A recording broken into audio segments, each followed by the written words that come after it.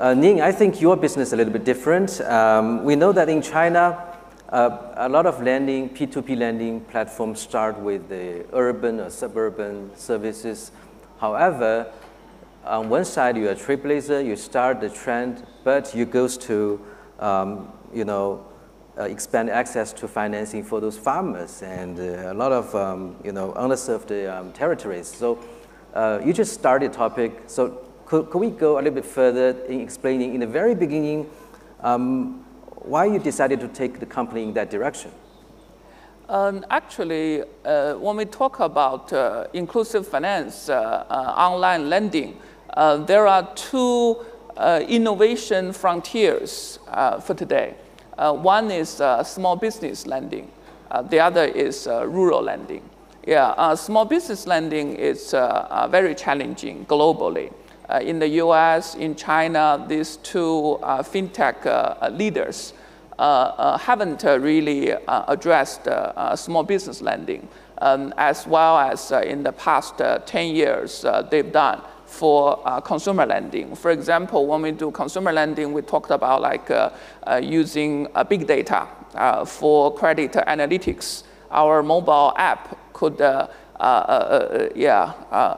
a lot of consumer data, e-commerce data, financial statement data, social security data, so on, to do credit analytics. But for small businesses, it's really challenging, but we are trying.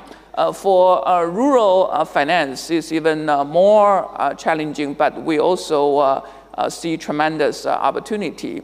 We, several years ago, invented something in China called micro leasing. Leasing used to be for aircraft, so on, very big things. But rural Chinese borrowers need small money for equipment purchase, like a tractor, like a heating machine, so on. Yeah, amount is about 200, 300,000 RMB. So we invented this micro leasing model so they could lease the equipment. After some years, they end up owning it. So we also invented the so-called livestock leasing. So the first item was cow.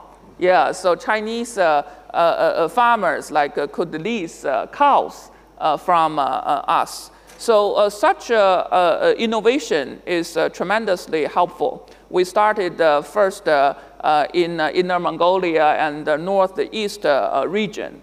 There's a lot of need. Then we expanded to whole China. So if you do innovative finance, you do fintech, like in rural China, the tremendous opportunity you see, like micro credit, micro insurance, micro payment, so on. At the same time, it's not easy, so you utilize technology. For example, we have sensor attached to the equipment we lease. So we know where the tractor is, how the heating machine functions, all the data coming back to our central control system, we get to analyze it real time.